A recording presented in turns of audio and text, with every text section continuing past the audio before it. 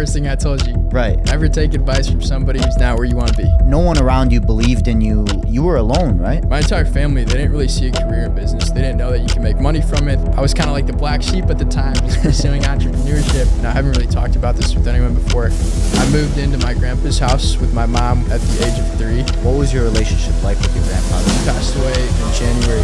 It just puts into perspective how short this life is, because at the end of the day, you leave with just your soul. Welcome back, everybody, to the #1 podcast in the world. It's me, your host, Cal Mahdi, and I got a very, very special guest for you guys today. I've been dying for this guy to come on the pod, and he finally did. One of the most youngest and most successful entrepreneurs in the social media marketing space.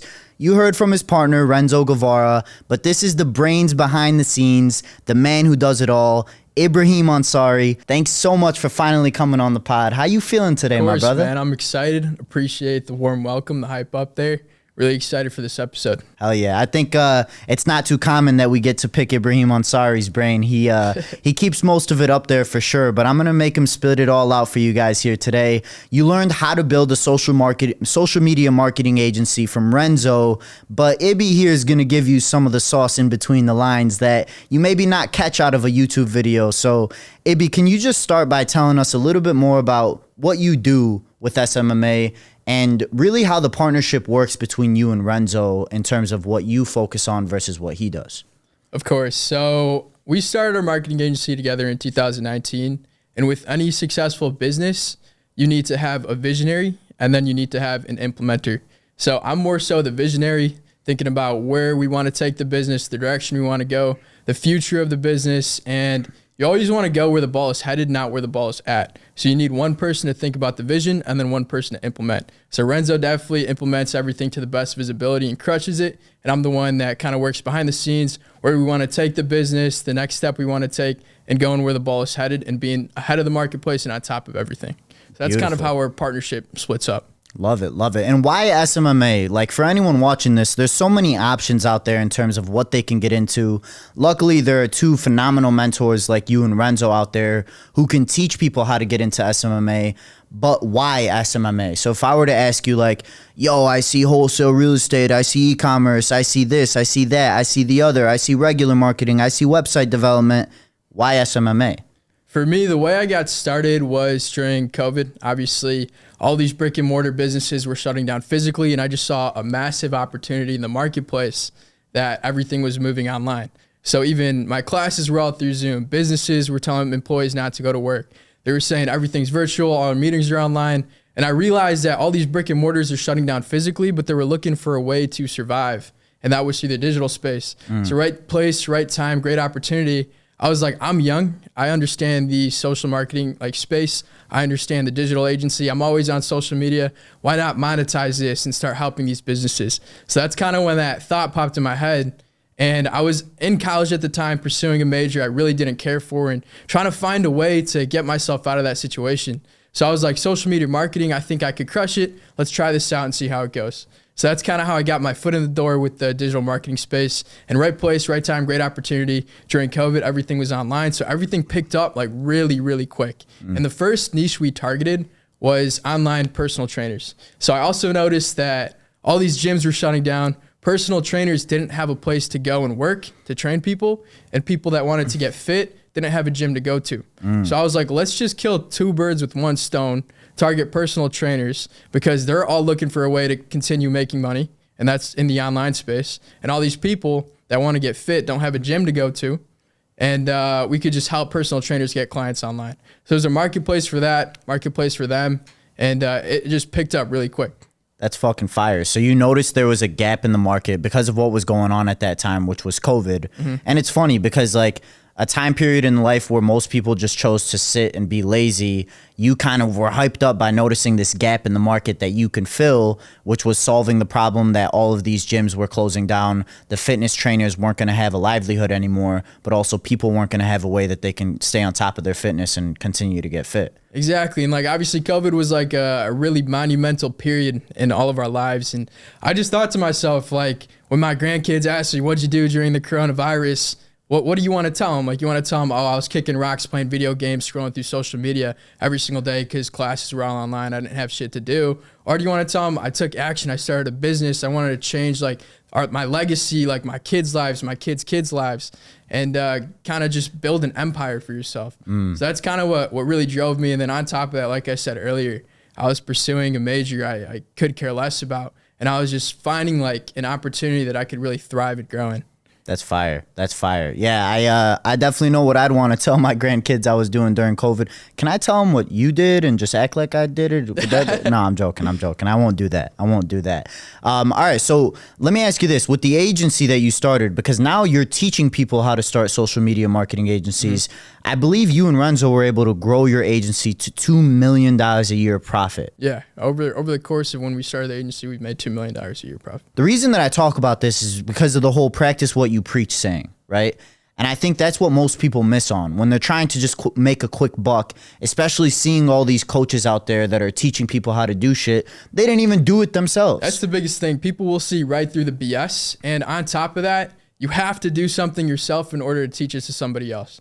So even for me, I didn't build out a team until I understood every little detail, every single problem you're going to run into. For example, my account manager right now, I didn't hire them until I ran my own account for a year, because you're going to run into so many problems, so many roadblocks, and you got to know in your head, what am I going to do when X happens? What am I going to do when Z happens or Y? Because when they have that same exact question, like, hey, this is going on, what do I do? You can't say, oh, I don't know. You got to be like, oh, I went through the same exact thing. This is how you do it. And then you teach it to them, and then they're not going to make the same mistake. They're going to know exactly what to do. And then you kind of just grow that way. So same way, like, if you're trying to teach somebody how to run an agency and they have a question about X, Y, or Z, you got to know how to answer it. And you got to be able to like have that previous experience to know how to answer that question. So this isn't just a lesson about when you can pivot to teaching someone something, but it's also a lesson that business owners can look at when it comes to hiring someone to do something. You should do it yourself and know how to do it before you hire someone and expect them to do it effectively. 100%. You got to know the ins and outs of everything. And then once you do, you could teach somebody else how to do it, and then they could take care of that task for you. Obviously, it's important to grow and scale, but you got to know how to answer these questions so that they don't run into problems and there's no bottlenecks in your business moving forward. I know that what you're saying is the right way to do it in terms of like doing it yourself, learning how to do it effectively before you hire someone else to do it. I know that what you're saying is right because I get to look at the way that you run your business now after you had taken all those steps and doing everything yourself. Can you tell them a little bit about how your business runs in terms of like having the team and how you manage them because you did it all yourself at first? 100%. So we started really small. It was just Renzo and I. We kind of just managed everything ourselves. And then as time went on, we were like, all right, we're scaling really quick. We've got a ton of people coming in the door. We got to learn how to hire and just kind of outsource all this work so that we can continuously scale. And you want to scale in a way that, like, obviously if you close one client, then everything's fluid, everything runs like perfectly. The same way that if you close 100 clients, everything's fluid, everything runs perfectly. So we hired a team leader, a team manager, a bunch of account managers, virtual assistants. So there's a lot to oversee here. And the cool thing with that is that we have an individual person overseeing like the people that work under them. So that way I'm able to focus on the future of the business and not really like the day-to-day tasks. Because if there's any questions, like they'll be able to kind of like manage everything for us. So we've got a head of sales, account managers, VAs, and Renzo and I kind of just oversee them. And Beautiful. Then we have like our weekly team meetings, kind of just overseeing any issues. And since we've done the work ourselves, we're able to kind of just get past any problems and just grow from there. I definitely want to understand like your story because now I know Renzo's story, but I want to kind of realize how you guys came together. But that has to start with how you got into social media marketing in specific. So you mentioned that when you were in college, you were in a major that you just didn't give a fuck about, basically. Yeah, I could care less about it. So can you tell me a little bit about, first, like, what was your life like in high school? What did you always think you were going to do? How that led into you being in college before we get into the actual college part? Yeah, of course. So growing up, I always knew that I wanted to be in business, but my parents, my entire family, they didn't really see a career in business. They didn't know that you can make money from it, and especially they didn't know a thing about entrepreneurship. They thought it was too risky. It's like a flap. You're not going to really do anything with your life. You're not going to make it. So as I applied to college, I applied in a business like career, business major. And my dad actually pulled me aside. He was like, look, you're not going to make it in business. You got to pursue medicine. That's the only way you can make money. So I ended up switching my major to pre-med. So I got into the Lyman Briggs program at Michigan State University. And my first semester there, I absolutely hated it. So like, when I got through like my first semester, my turning point was during my finals. It's a funny story actually. So we had a Lyman Briggs like symposium. It was like our final project, going over everything you learned at the end of the semester.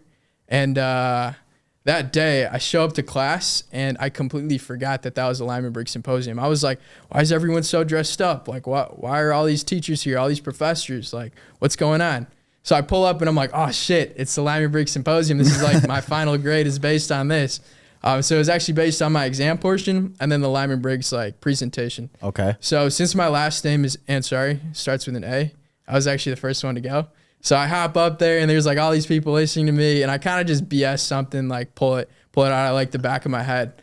And I didn't really think much of it. Fast forward 2 weeks, I'm sitting in the back of my biology class and I'm just playing a game on my phone, not really like paying attention because I could care less about that class. Everybody's head turns towards me. And I'm like, why is everyone staring at me? And my boy, he's one of my best friends from college. His name's Matt. He's like, bro, you just won the best presenter award. I was like, what the hell, bro? I don't even know that I had that presentation that day. So I go up there, grab my like award. It says best presenter award, Ibrahim Ansari. I'm like, all right, cool. Another 2 weeks go by. And then our final grades come out. And then I realized that I failed the class. Oh, shit. So half of it was like our 40% of your grade was the presentation, which I got the best score at, obviously, because I got the best presenter award. And then the other half was the exam portion. I tanked my exams because I just didn't care. And I stormed into my professor's office and I was like, hey, doctor, like I worked really hard on this presentation, which I didn't. I was just trying to like get some slack to get a better grade. And she's like, Ibrahim, like, I'm sorry, your exam portion carried most of your grade. And I know that you did really good on your presentation, but I can't pass you. You're going to have to retake this class. And then she was like, why do you want to be a doctor? And then I was like, I just want to help people, like, you know. And then she was like, no, why do you really want to be a doctor? She kind of like broke it out of me. And I was like, honestly, my parents just forced me to be here and forced me to pursue this. They told me it's the only way to be successful. And she told me there's so many ways that you can help people and so many ways that you can be successful. You're such a smart kid, but if you really applied yourself to whatever you're passionate about, then you'll really crush it in life. So after that, I just made the decision to switch my major to business and go all in on that. And then, like I said earlier, COVID hit. And then I was looking for all these opportunities. I found social media marketing. And as I switched my major, my parents didn't believe in me. My family didn't believe in me. I remember like I was in the process of starting my first ever agency. It was called Swayology Agency, SWA, Success with Ansari. Ology is the study of, so the study of success with Ansari. And I got my logos, and like I showed someone super close to me my logo designs, and they were like, oh, is this for a school project? And I was like, no, I'm starting a business. I'm like super excited. Like I'm going to make it. Like I'm going to make so much money off of this. And they were like, you're wasting your time. Like you don't know what you're doing. All my friends at the time, they didn't really understand what I was trying to do. And they were telling me like, oh, there's $1 million companies out there that like, that are social media marketing agencies. Why is anyone going to want to work with you? And if I listened to them back then, thank God I didn't, I'd be God knows where, right? Fuck, man. So I kind of put my back against the wall and didn't give myself an option but to succeed. And I told myself at the time, I was like, I'm okay with losing every single penny knowing that I tried, but I'm not okay with being average, knowing my full potential. What about in the very beginning, before you went to college, when your father told you that you can't go into business, you're not going to make anything of yourself in business, you need to go to med school? I know that you decided to listen to him, but before even finding SMMA, how did that make you feel?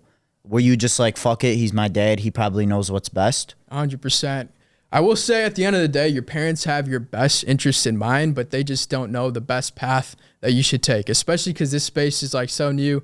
My parents are very old fashioned. They don't really understand it. So I know that they wanted what was best for me, but they just didn't know the best path for me in life. And at the end of the day, I realized that I'm going to have to live with the decisions I make when I'm like 70, 80 years old. Like that's the place that I'm at during that time is because of everything I've done. Yeah. Like my parents aren't going to be around when I'm 70, 80 years old. So I got to do what's best for me. Right. And hopefully it works out. Thank God it did. They do really have your best interest at heart, is because like a lot of people, when they listen to this, they might think like, oh, your parents were assholes, but they weren't, you know, like they only had those perceptions because they loved you and because they cared about you. And most people will react to those situations and basically just like fuck everyone off in a certain sense. But you have to respect your parents, and you just have to realize that the people that love you most, although they may not understand, they just want what's best for you. 100%. But when you did try to embark on this journey with your first agency and no one around you believed in you, how did that make you feel? I mean, you were alone, right? 100%. I was alone the whole time. I didn't talk to anybody. And since it was COVID time, it was like a blessing in disguise because everything picked up really quickly. But I also was able to isolate myself and really just focus on like the direction I wanted to take my life. And at that time, I was working 14, 15, 16 hours a day. And I didn't talk to anybody. All my friends were playing video games till like 3 a.m. And I was like, I don't want this for myself. I want to do something special with this time and create a legacy for myself. So thank God I didn't have to go to classes, hear the BS that a lot of kids say. I know a lot of people would talk behind my back during that time because some of my closest friends, they'd be like, yo, so-and-so said this about you. So-and-so said you don't know what you're doing. So-and-so said you're wasting your time, kind of just making fun of me. But it's funny because those same people that were talking behind my back are hitting me up now like, yo, can I get some advice? Like, I want to do what you do. Do you have any spots on your team? I'm looking for extra ways to make money. I want to help you grow. Like, I want to learn from you. But like, I know everything that everybody said to me back then because people talk. What goes around comes around. So like, and those are things that like I'll never forget. Mm-hmm. But it's just crazy because I know like I had probably like 2 people that supported me from the start. Yeah. And like those, I'll do anything for those 2 people. I talk a lot about this because it's actually something that I'm going through now. You know what I mean? Like with recently wanting to start this podcast and doing it, with recently wanting to start my personal brand and doing it, none of the people that I had surrounded myself with for the past 2 to 3 years supported it. If anything, they were the ones that had made fun of it, and they're the ones that are making fun of it today, right? And that's the thing is that like when you try to do something better for yourself, when you try to excel past all the people that you're currently surrounding yourself with, they're never going to want what you want for yourself, right? They're never going to want you to do better than them. Why do you think that is though? Like, why does it have to be that way where I spent so much time with these people, you know what I mean? Like I was such a great friend to them as well, to where it's almost breeding this kind of hate and losing faith in humanity for me internally, because I'm just like, well, what the fuck? I'm just trying to do something good for me. Why do they care to breed negativity into it? Why do you think that happens? So let me ask you something. These friends that you're talking about, have you known them since you were a kid? Most of them, yeah. So the thing is, with most of these people that you've grown up with, they've seen you as a certain type of person. So when you level up and change, they're going to be like, hey, you're acting different, bro. This isn't you. So that's where the biggest like conflict comes from, because they're like, you're changing, like you're not the same. But in order to grow, in order to be a better person, in order to like move your life forward, get everything you want, you have to change. Yeah. You have to level up. So the people that love you will respect that. They'll push you. They'll motivate you. The people that kind of get jealous, they'll drag you down. They'll be like, you don't know what you're doing. Like, you're wasting your time. Like, this isn't going to take off. No one's going to even listen to you. Like, they're just going to throw negative thoughts in your head. And what you have to understand is when you're leveling up, you got to surround yourself with people that are like at that, like with that same mindset or even better than you. Like, it's so cliche, but I always say, like, this is super important. You are the average of the 5 people you surround yourself with. If you hang around 5 bums, 5 people who play video games all day, naturally, you're going to be the 6th bum, the 6th person who plays video games all day, doesn't care about anything. But if you hang around with 5 successful, ambitious, like people that are millionaires, people that are making $500K a month, $10 million a month, naturally, their qualities, their characteristics, they're going to rub off on you because you surround yourself with them. That's just how it works. So that's why, like, when I was starting my first company, I didn't talk to my friends that I grew up with because 1, they would drag me down, and 2, they just didn't understand, and 3, I knew that they saw me as the person that I used to be. And when I was leveling up, I knew that I had to surround myself with people that were better than me. So that's kind of how I met my business partner, because we were in a group chat when I had my first agency. He had his own thing going on, and we were crushing it. It was like with a group chat with 4 other people, 1 guy in New Zealand, 1 guy in the UK, still boys to this day, and then Renzo. And like every single day, like my boy in the UK, literally talked to him this past weekend. But back then he was like, I just closed a 50K deal. I was like, damn, I'm making 10K a month right now. What am I? I'm falling behind. And like everybody else, if I was to tell them, they'd be like, oh, you're so successful. Like you're doing so good. And I'm like, nah, like there's so much more to life. Like there's so much wealth out there. I have to see like the bigger picture. I got to expand. I got to look for like bigger and better opportunities. And when you're around those people, it motivates you. It pushes you 100%. Instead of always hearing that negativity. That's why like, it sucks to say, but like, I don't really talk to that many people that I grew up with. Yeah.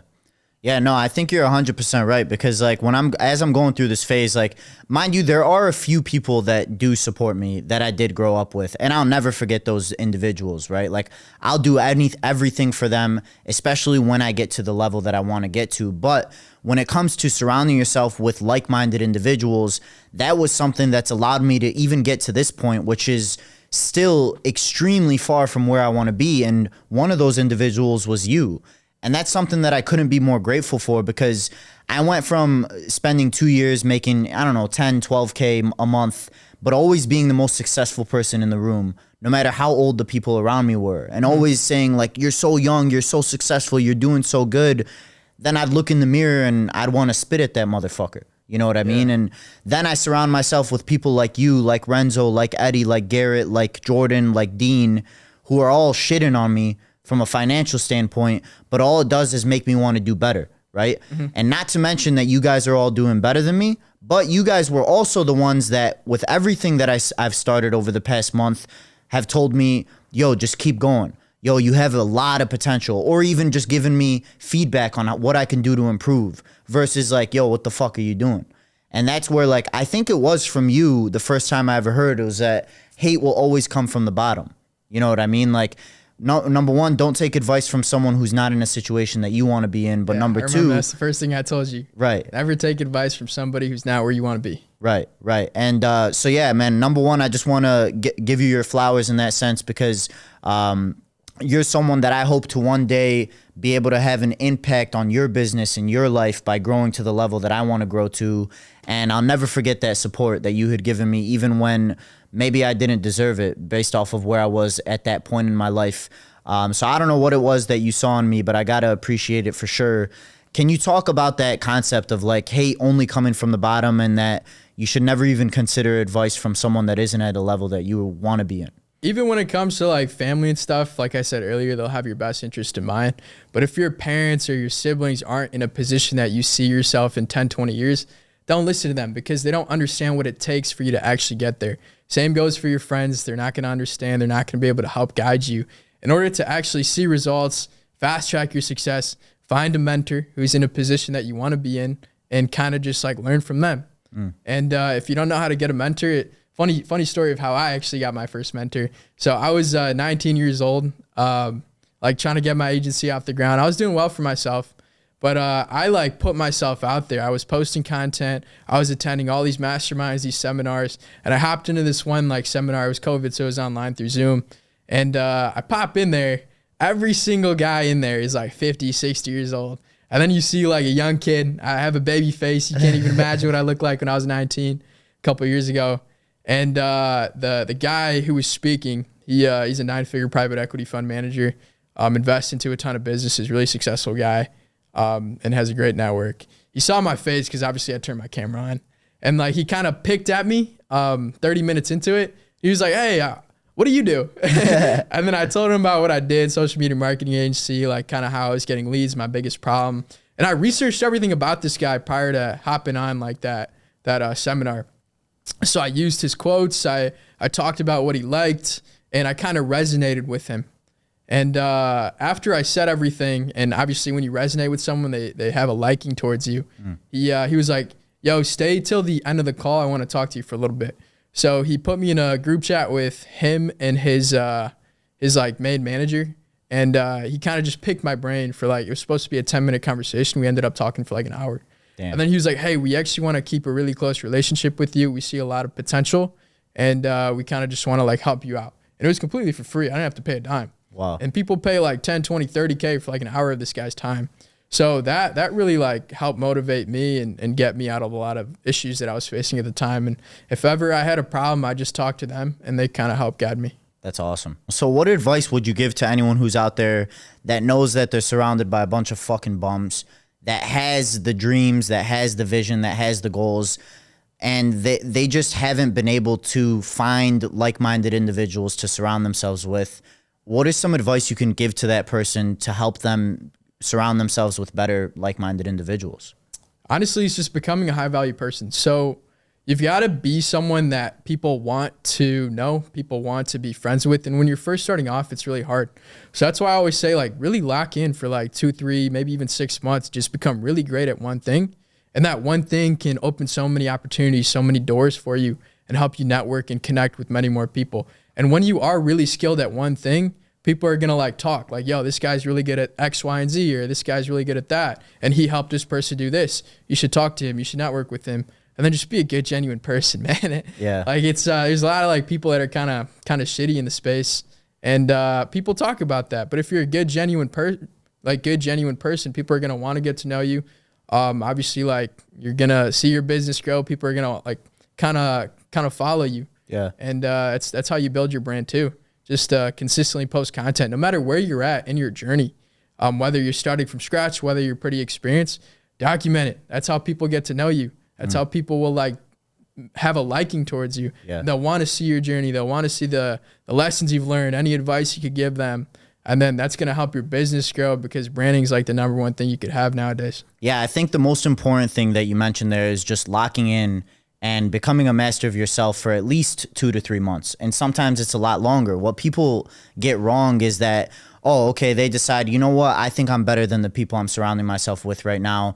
I'm going to just go find more friends. But you have to improve yourself, because before you've left those people, you're still just like them. Right? So you got to lock in. You have to go through a journey of loneliness where you feel like no one understands you and no one wants to accomplish what you want to accomplish, up until you're exposed to people like you. Bro, I remember when I was making 8 to 12K a month, thinking that, man, you know what? Like, there just isn't anyone else my age that I can be friends with that is doing what I'm doing, but also has the same values when it comes to my faith and things of that nature. You know what I mean?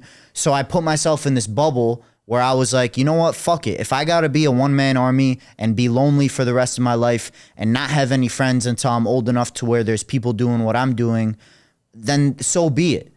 So I locked in, just like you said, and it wasn't for 2 to 3 months. It was for almost a fucking year, where I felt like I'm just not going to have any friends my age. Up until then, I met Garrett, and then you, and then Renzo, and then everyone else. And then it was like, there are people my age who are not just wanting like-minded, but also fucking shitting on me, like doing 10 times better. And you met the first person was Garrett, correct? The first person was Garrett, and correct. that was through social media? Through social media, right. So that's the thing. Like, a lot of people don't know how to use social media. They let social media use them.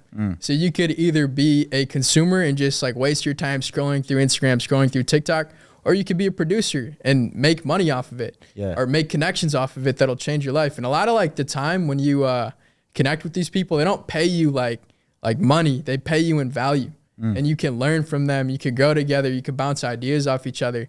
And the more you build your brand, the more opportunities, the more connections you're going to make. So utilize Instagram, utilize TikTok to the best of your ability by like building a brand, posting content. Right. Don't just waste your time scrolling on social media and just letting it get the best of you. Yeah, I think that's fucking huge. And then also along with that, like, I didn't decide 9 months before I had redeveloped myself to go ahead and reach out to Garrett as the same piece of shit that I was before.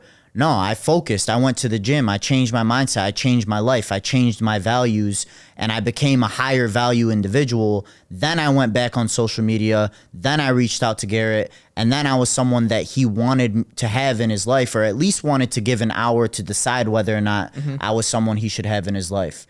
So like, you have to develop yourself before those doors will open, so that you can also surround yourself with higher value, like-minded individuals. Yeah, and so there's a value exchange. Obviously, you don't want it to be one-sided. So you get value, you exchange value in return. Whatever skill you're the best at. Yeah, 100%. Yeah, that's the other thing too, is like not being a piece of shit. Cause like I could have looked at you and I remember when I realized that you were in this friend group, I say this openly, like I don't give a fuck. I wanted to meet you so bad. But it was because you were also Muslim. And I just wanted to find someone else that I could be close to who was doing the things that I want to do in life, but also has similar values, right? But I don't go into it thinking this guy has hundreds of thousands of followers, he can help me get followers, or this guy's making millions, he can help me make millions. I just go into it thinking like, I want to be a genuine friend to this person. And all that circulates my mind from the day that I meet you to the next time is, what value can I provide? And even if you haven't figured that out yet, which I would say I haven't, just thinking in that way allows me to be an individual that's genuine enough for you to realize that I don't want anything from you. I just want a genuine friendship that hopefully I can pour some value into one day. Yeah. Honestly, the value exchange here, obviously, like I know you're starting up in business. You're a really genuine guy, and you're also Muslim as well. And I take my religion super seriously. And moving to Chicago, I didn't really have any Muslim friends here. I know a couple people, but I'm not really that close with them. And in my inner circle, like I wanted to be surrounded by people who were going to hold me accountable.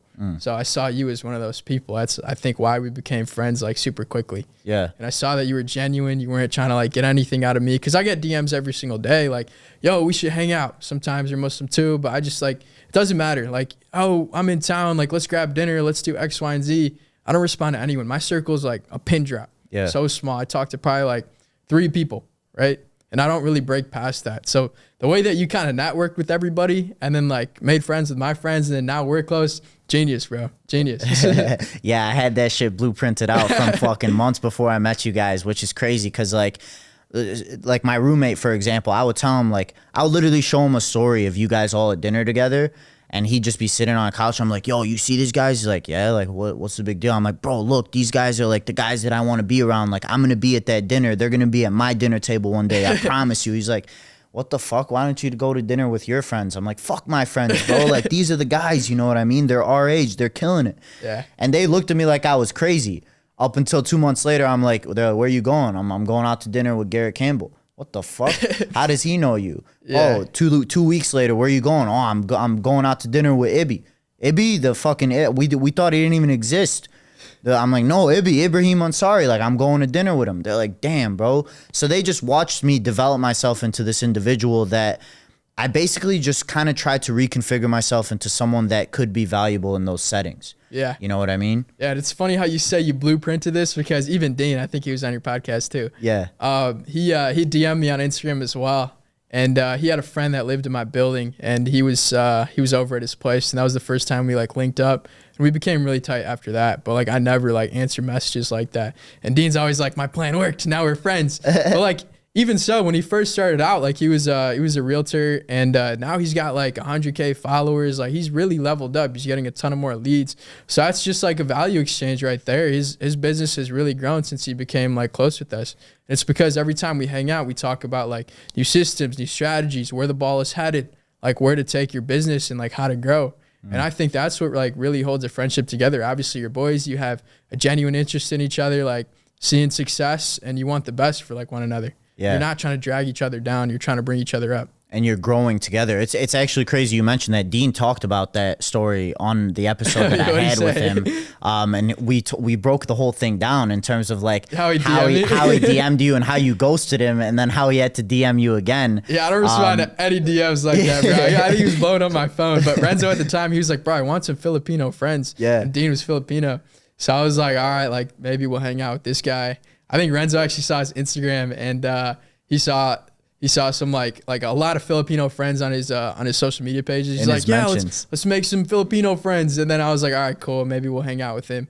Never actually ended up doing it until he was actually in my building. And I was like, well, he's here. Might as well just like go chill with him for a little bit. Yeah, that's what he said. He said he DM'd you and he was like, yo, I know you didn't answer me before, but I'm here on 16th if you want to meet up, you know? Yeah. But then, yeah, I mean, it's just about like taking your ego down enough to where you just look to put yourself out there, you know, and like taking just those 2 steps to DMing you or the steps that I took to like infiltrating this circle of friends are steps that most people will just shy away from taking because they don't believe in themselves enough. You know, like from the very start, before you guys ever even knew, even close, never even heard of me before, I knew I was like, I should be with these guys. Like, I didn't know what value I could provide, but I just knew that it would be valuable and that I could be a great friend to you guys, a better friend than I was to all the people that I couldn't give a fuck less about. You know what I mean? Another thing people need to realize is that it really only takes one deal, one opportunity, or one person to change the entire trajectory of your life. And a lot of people shy away, like you were saying, because they're scared. But what's the worst that's going to happen? You send someone a DM like, hey, yo, we should connect. Or you like go out and shake someone's hand or try and introduce yourself. Worst case, they shake your hand, they're nice, and they're like, all right, cool, never talk to you again. Best case, they get your number, you go out to dinner, you come up with a crazy business idea, they motivate you, and it changes the trajectory of your life. Even when reaching out to like prospects, like what's the worst that can happen? They say no, life goes on. Best case, they say yes, you close a 5-10K deal and you provide a killer service, your business grows. A lot of people just shy away from these opportunities when there's literally nothing to lose. Yeah. Yeah, you miss every shot that you don't take, and most people are just not willing to take the shot, which is the crazy part.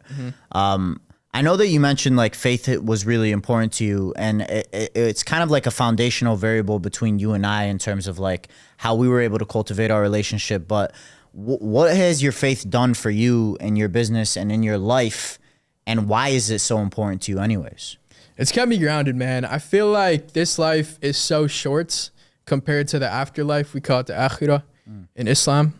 And it just holds me accountable to not sacrifice short-term pleasures. Because like when you're young and you have a lot of money and you could literally do whatever you want, whenever you want, with whoever you want, a lot of people kind of fall victim to that, especially at a young age. And they're like, all right, like I can do X, Y, and Z. It don't matter because like I'm so rich, I have all this money and nothing's going to catch up to me. But when you believe in God, you fear God, and you hold yourself accountable to that, you're going to think like, all right, this life is so short compared to the afterlife. Why am I going to sacrifice like some guilty pleasure for like the rest of my like afterlife, for heaven, for paradise? Yeah. So it really keeps me grounded in that regard. Like I'm not going to go out and do anything stupid because I don't want to jeopardize where I end up in the afterlife. That's so important, man. And I got to say, like, it's the same thing for me. It just keeps me grounded. I've never been able to articulate it the way that you just did, in terms of like seeing it something that it holds you accountable to not being susceptible to like instant gratification, in other words, right? Yeah. And I'm not going to sit here and say I'm perfect because like in college, I did a lot of stupid stuff that I shouldn't have done. But I think what really got me back in touch with my religion, I haven't really talked about this with anyone before, was my grandfather. So my dad moved out of my crib when I was 3 years old, just because of work. And I moved into my grandpa's house with my mom at the age of 3. So I was raised by my mom and grandpa. And my grandfather's super religious. He always taught me a lot of stuff about the religion. And as of recent, he passed away in January. And just experiencing that firsthand was honestly life-changing, because it just puts into perspective how short this life is and like what you end up with.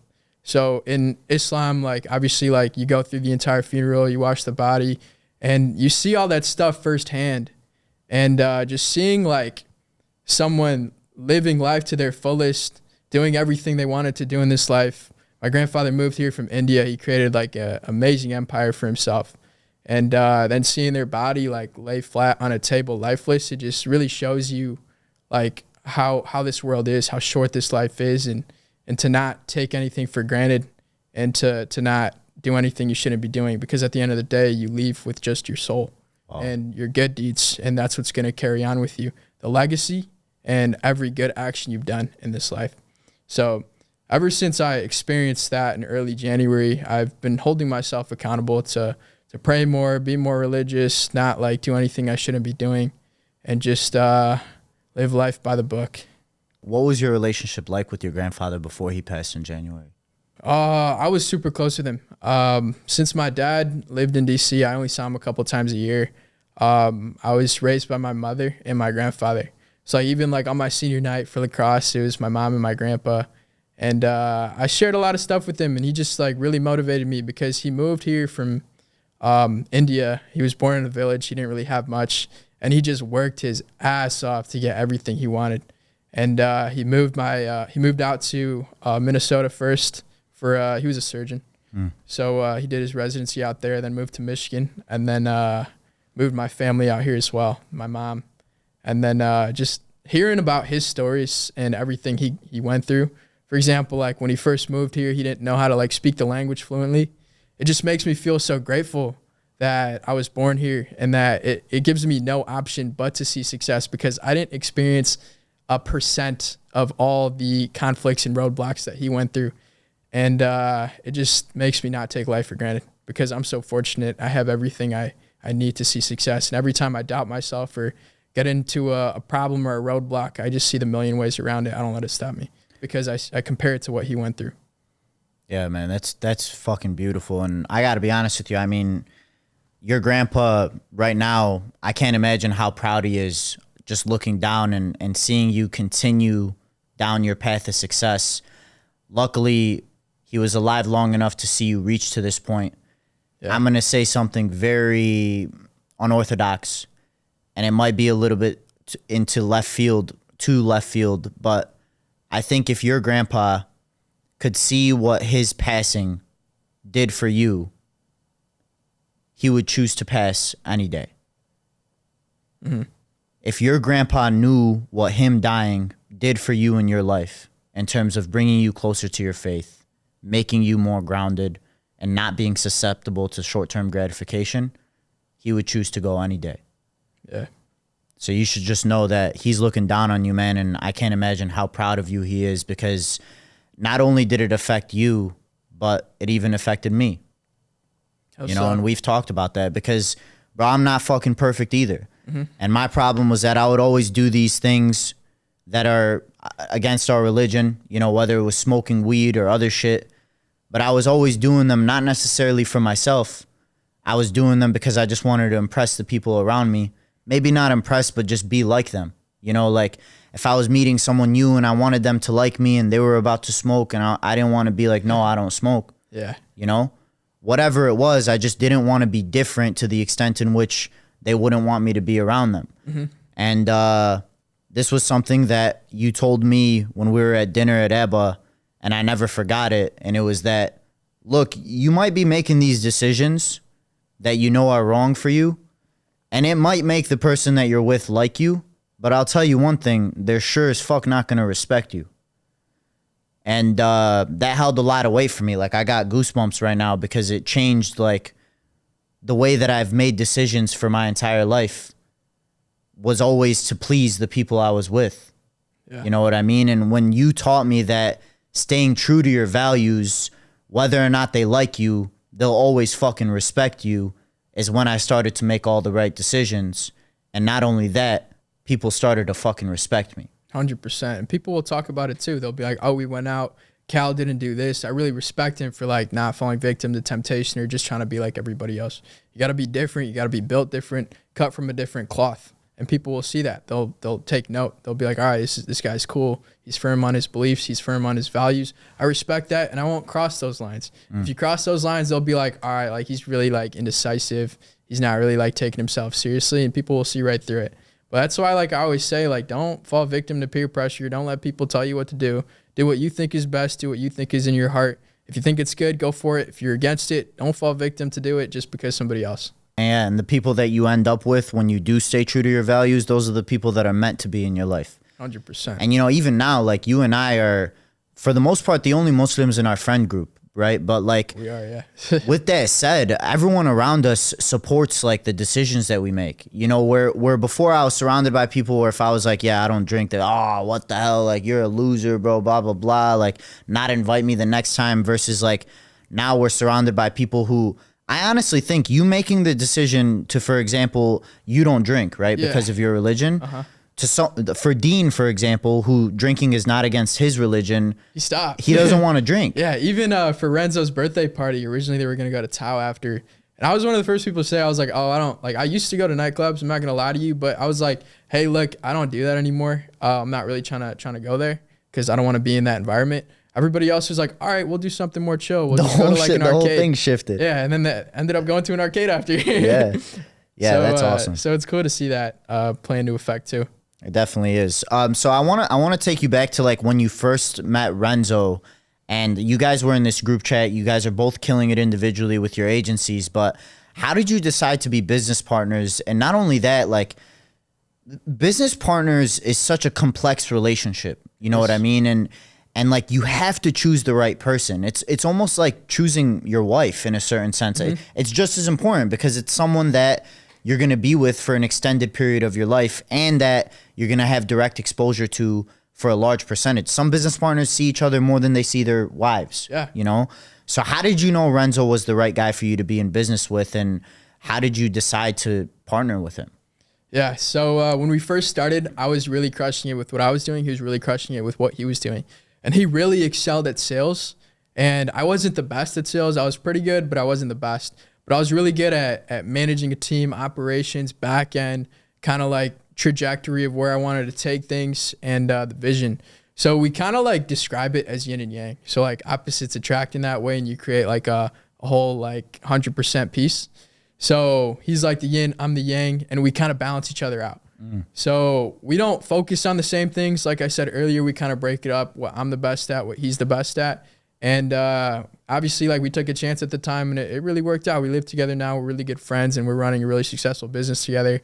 We're growing. We also have a consulting company that we run together, and I'm also in the process of launching a software with him as well.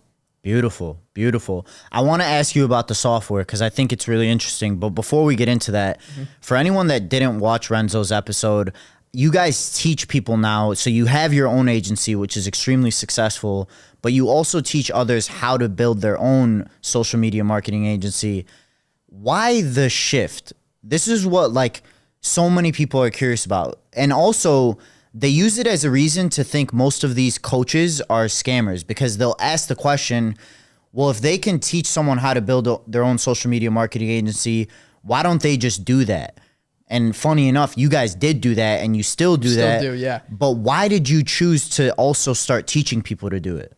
Definitely, good question. So we still run our agency, Growthology Agency. We work primarily B2B, helping other businesses get more clients online through social media. And then a couple months ago, we also launched the Founders Accelerator program, which is like a mid-ticket offer for people that want to start an agency. And the reason why we added that is because we had so much lead flow of people that were like, hey, I want to do what you do. And like everybody's learning about the digital space and like how to monetize it. So we were like, all right, let's create a cheaper alternative for these people to kind of learn and grow how to start like a social media marketing agency. So that was kind of the shift. And then we wanted to separate like everything from our B2B clients. So Growthology is mainly focused on business to business, and then Founders Accelerator is mainly focused on people who want to start and grow a successful social media marketing agency. Got it. Okay, so like people were asking you guys for it basically, so you just decided to develop it in a certain sense. Yeah, we were getting asked all the time, like, yo, can you teach me how to run a social media marketing agency? So Renzo and I were like, all right, let's break this down and kind of create a plan to launch something for guys like that so that everybody eats. And then from a business standpoint, like for a business owner who's out there who has a skill, let's just use SMMA because it's your example, obviously, who's very successful in their business and has scaled it to, I don't know, maybe a certain point, but they don't know, like they want to teach people how to do what they do. And maybe even there's people asking them for it. How, from a business standpoint, from your seat, how do you know when you can do that and make that transition? So obviously you want to be really good at what you do, and you want to do it for a couple of years, get that experience, learn the ins and outs of it. And then you're going to get to a point in your career where you have like hundreds, if not thousands of people asking like, yo, can you teach me what you do? And then once you get to that point, you're going to have this switch in your head and be like, all right, like let's do something to help these people out because I'm an expert at this. I know I'm the best at this. I believe in myself and I believe I could help these people. And like, that's kind of like how we shifted our brands too. Because like I genuinely in my heart, like just know that like I'm really great at what I do and I genuinely want to help people. And naturally like my brand grows because people see that. People see the value in that and they're like, all right, like I want to learn from this guy. I want to take a piece of his pie. Yeah, that's one thing I've seen out of you and Renzo is that you guys are actually genuine in what you're trying to teach people and that like you actually want these people to see results. And that's the step that most people miss is like truly becoming an expert at what you're trying to teach others to do and like practicing before you preach in a certain sense. A lot of people skip that step. And for you guys to do it the right way and focus not just on, obviously money's a byproduct of it, like it's a for-profit business, but your focus was on helping people and you were almost in this situation where honestly, if you guys didn't add that division to your business, you'd be some selfish pricks. Yeah. If you look at it, you know what I mean? Like you got thousands of people asking you to help them. If you were to just say no, at that point, you're just a selfish prick. Yeah. And honestly, when you do something, just like being genuine, the money will follow. It's not really good to chase money in that sense and be like, oh, I want to be super rich. Don't get me wrong. When I first started, that's how I felt, but like that's going to fade eventually over time. And then you got to pursue something else by just becoming a better person and trying to help as many people as possible. Beautiful. Luckily, we got Renzo to break down like all the steps to where like they can watch that episode and actually start and build a social media marketing agency the way that you guys teach them to. But where could someone go? Like maybe they watched that episode, maybe they need more help, maybe they want to hear from you. Where can someone go if they want to learn from you guys today? So we just recently launched our YouTube channel. So we've got a ton of videos on our YouTube talking about how to start an SMA, life advice, like 10 tips to make your first $1 million before the age of like 21, habits to implement in your life, a lot of different things. So right now I'm focusing on doing like one lifestyle video. So like just an advice type video on your lifestyle. And then another video every single week on just SMA, how to grow it, how to close deals, how to get clients, how to scale, things like that. So our YouTube channel, I post a lot of short form content on my Instagram, TikTok. And I got a ton of value in there. Beautiful. It's cool because I get messages every single day. They're like, hey, I love this video. I've been following you for so long. You've changed my life. I just want you to know that. I just opened up my email this morning and someone sent me like a whole entire essay about like how they binge watch all my content. They're like, you have no idea how like impactful this has been on me. So seeing messages like that really like keeps me going, and it drives me because I know that I'm helping people out and making this world a better place one step at a time. That's how you know you actually have a true purpose with this. Renzo was talking a lot about like this SMMA side, how you can build and scale that type of business. I said that one thing that I've noticed amongst all the successful entrepreneurs I've interviewed and just been around outside of the podcast, they all have a vision. They all have a purpose. The third is that they all focus on their lifestyle and their self-development, which in a certain sense is outside of their business. You said that you post some videos about SMMA and then the others are about lifestyle. Can you tell us a little bit about like, what is your lifestyle like and what are the things that you do for self-development that help you stay true to your values? What does that side of it look like for you? When I first started in business, like I was telling you about my business mentor early on, he's mainly like a life coach in that sense. So like a business coach, then mindset. His whole thing is like mindset for success. So I spend a lot of time just working on my mindset, developing my mindset, because at the end of the day, when you're like at rock bottom, that's what's going to drive you. Your mindset, you got to have that self-belief, that inner power that kind of fuels your fire. And then on top of that, just religion, praying, holding myself accountable to do the right things, and just self-development in regards to learning, self-education. I think the fastest way to scale is by getting a business mentor. So I've got like 5-6 business mentors, and we pay them a lot of money. We spend a lot of money in self-education. It's also nice because it's a tax deduction. Yeah. Coaching and mentorship. But yeah, you just got to learn from the right people, hold yourself accountable, keep your promises, and keep pushing forward. So working on your mindset for one, finding people that can, like investing in your education in a certain sense outside of school, obviously, like finding business mentors and coaches and things of that nature. But you're also pretty fucking jacked. So like, what about the health and fitness Ramadan side? just ended, so I did lose like 15 pounds. But prior to Ramadan, I was looking pretty big. But yeah, you got to have passions. You got to have hobbies, and try and work out every single day. And just stay in the gym. In my building, there's a boxing ring, basketball court, golf simulator, inside swimming pool. So I every time I have some free time, go downstairs, clear my mindset, just relax, self-reflect, think, and kind of just focus on like easing my mindset. Because like when you're in this state and you have so many things going on, your mind's kind of racing, you're stressed out from time to time. So you got to have some time to just like process your thoughts and put yourself in a peace of mind. So it's nice that I have all that in the building. I love that. Yeah, that's fucking awesome.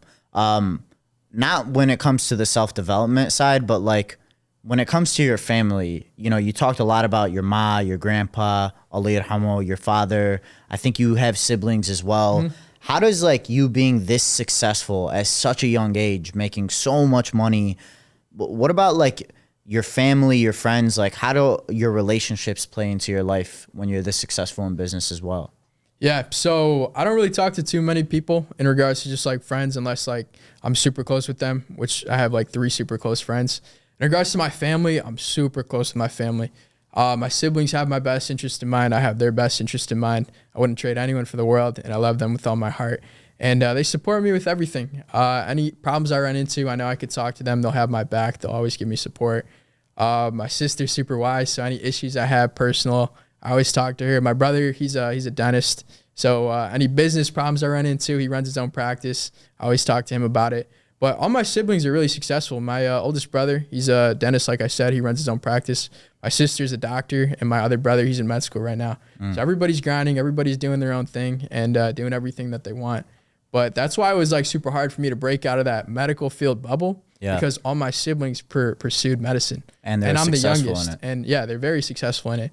So like I was kind of like the black sheep at the time, just pursuing entrepreneurship, starting my own company, and taking the path less traveled. I'll give you guys a little secret here, but little old youngest brother Ibby here is making just as much as those doctors and dentists, but we'll talk about that another day. When it comes to the software that you guys are building out, like you have your agency, you teach people how to start agencies, but what's up with this software? Like, what are you trying to do with it? How is it going to help people? What is it for? Yeah, so I'm super excited. It's called Drop Service. That's the LLC name. The domain is dropservice.io. We're going to be launching it in probably about a month and a half, maybe 2. Still working on it with the developers. But the reason behind it is because there's so many like software subscriptions that a lot of agencies use, and they try to like balance like everything at once.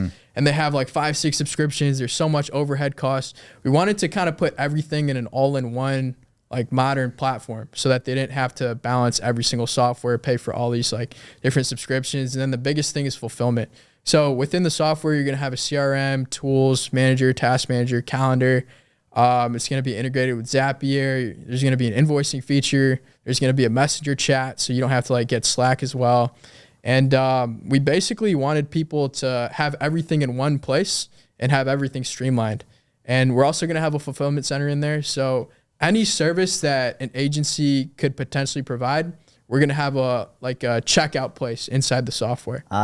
So let's say like you want to start an agency, but you don't know how to run digital ads, or you have a client, you're running like ads for them and they want a website now. And you're like, oh, I don't know how to make a website, or I don't know who to hire. You just tap into our software, you go to the fulfillment center, and then you check out for like the lowest price possible. And then our team will take care of everything for you.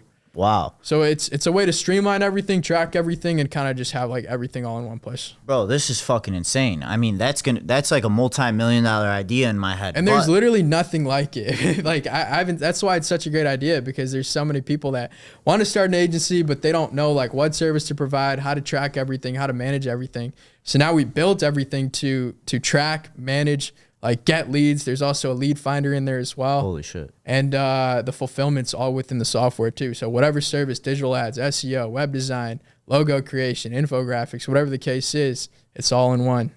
The biggest thing that's there that's not anywhere else is the fulfillment side. I mean, that alone, like I can go ahead and take the steps that Renzo talked about in the previous video, get my first client, not even worry about having to master any of the services, hop onto your software, use the fulfillment there, charge my client maybe $2,500. Exactly. So it's essentially drop servicing. So a lot of people drop ship. They buy things at like wholesale and then resell for retail. So it's kind of like the same thing except with a service. So drop servicing, that's the whole reason behind the name, dropservice.io.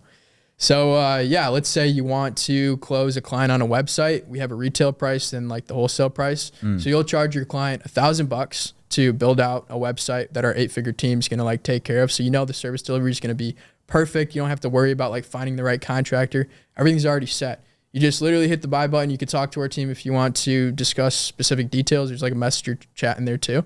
And then once you pay us the $500, you profit your other $500 that you charge the client because they're paying you $1,000. We take care of literally everything, and then you just deliver the website to your client as if your agency did the work. So the client doesn't even have to know that you're getting the fulfillment from somewhere else. No, the client shouldn't know, but that's how most companies work because they have a team. They just like outsource the work to them. But instead of like trying to like jumble everything and manage everything, you just outsource the work to us. Successful 8-figure marketing agency. We take care of everything. That's awesome, man. It's a one-stop shop for anyone that has an agency to basically outsource their fulfillment without having to worry about going and looking for it and making sure that it's actually good.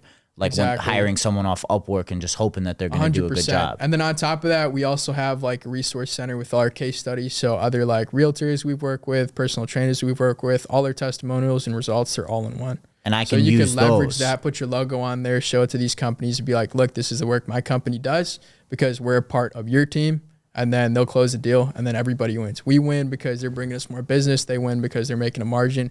and providing a client with a high quality product or service. It's not even a gimmick though, or a lie either, because if I go to a client and I say like, this is the work that our company does and I'm using your fulfillment, that's the work that my company's so going to be doing. essentially we're going to be an extension of their team. Same thing with any company. Like a lot of people start white labeling agencies, essentially the same thing as drop servicing. They close a deal and then they find a contractor that they think could fulfill. That's how every business is. Right. So like they'll close a deal on a website or ads and then find a contractor that could deliver the service and then pay them a percentage of what they make. So instead of having to deal with like managing both these sides, it's already taken care of for you. And you know what I love about like your entire story and all the things that you keep doing like after your first kind of, I don't know what you want to call it, mission, is that, okay, so like if you take back to the very beginning of your story when it was COVID, you saw that online fitness trainers needed help because they weren't going to have gyms to work in anymore. Then you saw that people needed help because they weren't going to have anywhere to stay on top of their fitness anymore. So you solved that problem, right? Then a bunch of people started asking you for help and doing exactly what you did, so that then you solved that problem with your education division in Growthology. Yeah. Then you saw all the problems that the people you were helping are having, and then you solve that problem with the software. So it's like you never strayed away from this mindset of finding a gap or a problem in the industry and then helping people by solving it. Exactly. Yeah. And it's also been helpful that I've been able to grow my network in a way that I can connect with like super high level people. So my partner on the software, Renzo's in on it too. We have another partner who lives in Vegas, super successful guy. He's had multiple successful exits. And he's a lot older than me. Well, maybe not a lot older than me. He's around like 30 something years old. But it's helpful to have someone like that that also owns equity in this business, that cares just as much as me, that has the experience of like building a company from scratch, we put about $400K into this software and seeing it grow, and then the vision and strategies to exit within like a couple of years for, let's say, like $25-30 million. That's the goal. That's the plan. That's what I'm shooting for. Hopefully more. Inshallah, we'll see. Inshallah. But yeah, I'm really excited for the software, seeing it grow, seeing all the people hop on there and crush it with us. That's awesome, man. I mean, if you know about this business, the fulfillment to me is like the most intriguing piece of it. But besides for that, like just understanding the way the software is going to work, I won't need Go High Level, which is a membership that I pay for monthly. Yeah. I won't need Slack, which is a communication membership that I pay for monthly. Even Notion to like manage your tasks. We're going to have a task manager in there as well. Notion, that's the third one. And then you also mentioned that there's going to be a lead finder. Yeah, there's a lead finder and Lead Finder Pro if you want to get more detailed. So you could just type in like what city you're looking for prospects in, and then the industry they're in, let's say dentists or like realtors. You type that in, there's going to be a massive list of like potential prospects with numbers, emails, and names that you can contact. So like, obviously I understand from the fulfillment side, like you're showing the wholesale price and the retail price. I'm charging the retail, but for everything else, is it just going to be a monthly membership into the software? Yeah. So for the software, cause there's also a bunch of AI tools in there. So like, if you want to send somebody a message, you just like type in their name, what they want. It'll put together an entire like pitch deck for you, an email. So we kind of like streamlined it to make it as easy as possible to give you everything you need to find clients, get clients, and manage your clients. And then for service delivery, just use the fulfillment center. We take care of everything. So like you could grow your business, we're growing our business, and everybody wins. That's fucking awesome, man. Yeah, it's a win-win-win, and that's the best way to do business. What's that old ass white guy's name? The fucking, why am I forgetting? Warren Buffett. Warren Buffett. One of my partners, Ivan, I think, told me this. Warren Buffett says the easiest way to become a millionaire is to help 1 million people reach $1 million. That doesn't honestly sound too easy, but it's kind of similar. It's like you're helping all of these people grow their own businesses, which in turn grows your business. Yeah, and it's also going to be a low ticket offer. So the monthly subscription is going to be affordable for everybody. It's going to be like the box of a large piece of pizza or a large box of pizza. Dude, and not to mention like they're immediately saving money just because of, I would save money. I pay for all those memberships. I pay for Go High Level. I pay for Notion. I pay for Slack. I pay for Zoom. I'm not sure if you guys are going to have some shit in there. And then I pay for all of these AI tools. My monthly memberships are upwards of maybe like $700 a month if you add them all together. Yeah. So, yeah, that's a fucking big wham. I know you said that it's not going to launch for another month, but when it does launch, if I have an agency and I want to use that software, especially the fulfillment center, where do I go? What do I do? So the domain is dropservice.io. So we'll have a checkout page right on the website. Beautiful. I'll have a checkout page right in the description of this video as well. But so I get a free membership into the software for the, no, my bad, my bad. For anything for you. Getting a little bit too ahead of myself here, but inshallah, man, I hope to see that $25-30 million exit out of you. I know it's going to happen sooner than you want it to happen, but this is a lot of great stuff, man. I feel like anyone who wants to get into social media marketing, like they've been able to learn where you come from, what your values are, where Renzo comes from, what his values are. There just really isn't any better, not to mention there's two of you, but there's no better place to go to learn from people that are genuinely trying to produce results and help others. There's like, bro, I've bought courses and programs from people that are just fucking scammers. You know what I mean? So I really hope that anyone who wants to get into SMMA knows how genuine you guys are. And that's what this show is all about, is to just highlight the ones who are real, and help people realize how true and real these opportunities are out there in the world. Yeah, and I feel like our results just speak for themselves. We've serviced over 1,000 clients. Now we've got 400 paying students as well. And Renzo posts this a lot more than I do. I don't really like keep up with the story highlights too much, but he posts student success results or client success results damn near every single day. Bro, and they're all brand new, and we also don't block out the names because you could contact any person, they'll vouch for us. Yeah. There's a reason why we don't block out the names, because we want you to contact them and be like, hey, how's your experience working with this agency, or how's your experience working with Ibrahim and Renzo? And they'll be like, oh, it's a 10 out of 10. This is what I'm doing right now. This is where I started. This is what they've taught me. And business is really good. So that's why we do that. A lot of people can't do that. A lot of people don't do that. A lot of people aren't confident enough to do that. We obviously are. Yeah, I've seen those testimonials on Renzo's story. And it's not just that you guys are showing the names. They're always new. Mm-hmm. That's what I've seen with a lot of businesses, is they use like old ass testimonials. Yeah. You guys are constantly using new ones.